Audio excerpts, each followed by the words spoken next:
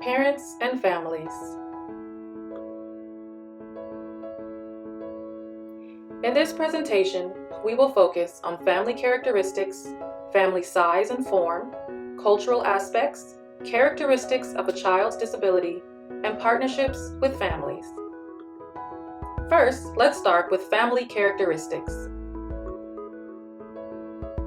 So family characteristics are inputs into the family system, such as the family as a whole, an individual member, and the family's unique characteristics. Now let's look at family size and form. Each family size and form depends on its own definition of family. Families come in many shapes and sizes. You have to look at the number of children, parents or caregivers, there's nannies, step-parents or step-children, there's live-in family members who are not related by birth or marriage, and there's extended family. Family size and form often changes over time. There are single-parent families, and the impact of a child's disability on family can vary depending on the family size and form. Many children around the world live with neither their adoptive nor their biological parent. Let's take a look at a few cultural aspects. Each family is highly influenced by their cultural backgrounds. And here in the United Arab Emirates, there are several different cultures. Culture refers to the foundational values and beliefs that are set as the standard for how people perceive, interpret, and behave within their family, school, and community. As we grow up, we're taught based on our culture how we should act when we're with our family, the way that we're supposed to act when we're at school, and the way that we should act when we're within the community. Culture is shaped by multiple factors, such as language, gender, geography, religion, and experiences with disability. Culture is dynamic, continually changing, and personally and contextually determined. There are several micro-cultural groups within a cultural identity. So your cultural identity is made up of several things, such as your ethnicity, your race, your religion, gender, language, and many other things. The takeaway message about culture is try not to make any assumptions. What we may feel is right or wrong may not be the same as what our students in class are feeling, depending on what culture they were raised in. Consider that microcultures may change over a family's lifespan as the family develops new understandings and experiences. As educators, when we meet our different students in all of their different cultures, we start to understand what our students need and what is not acceptable for our students. Treat all the families as you would want to be treated. Learning about the different cultures makes you able to be more accessible to the students. Treat families consistently with the law. Make sure you're always following what the law dictates is the right thing to do. And finally, use best practices. Characteristics of a child's disability.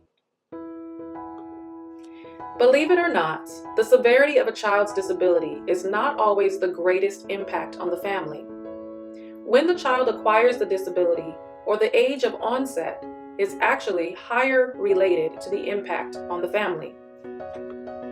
When we develop partnerships with families, we should be sensitive to how students' individual characteristics shape their family's priorities, resources, and concerns. We need to highlight the students' strengths and their preferences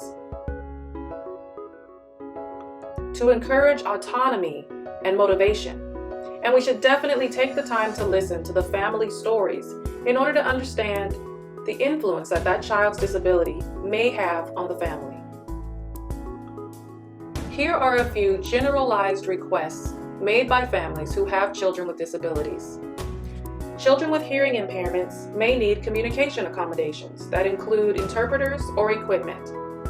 Families of children with emotional behavioral disturbance, attention deficit hyperactivity disorder, and autism often seek information related to appropriate responses to the child's problem behavior.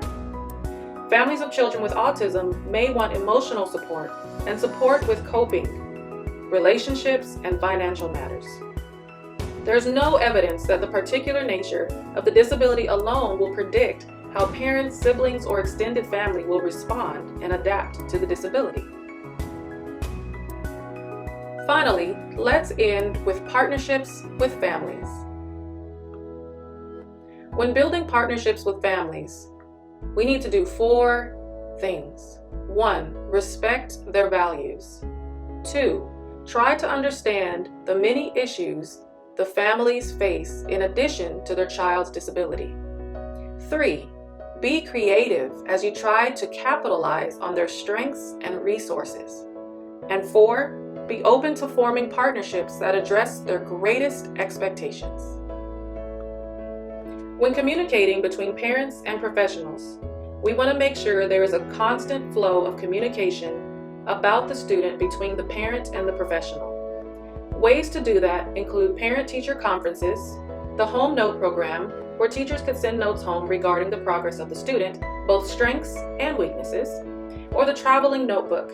The traveling notebook is similar to the home note program, but the parents and the teachers could write into the notebook to communicate with each other. Again, the most important aspect of communication is consistency, making sure the students and the teachers constantly communicate with each other to better serve the student. Finally, when building partnerships, parent advocacy is extremely important, and parent advocacy can lead to social support for families. When parents are vocal about what they need and what their child needs, this can lead to parental support groups, parent centers, or even internet resources that can be made accessible and used widely within the community of parents who have children with disabilities. So just to review, we looked at a few characteristics of the family size and form, mainly focusing on the idea that families come in all shapes and sizes, and we need to take into consideration the different characteristics of each family.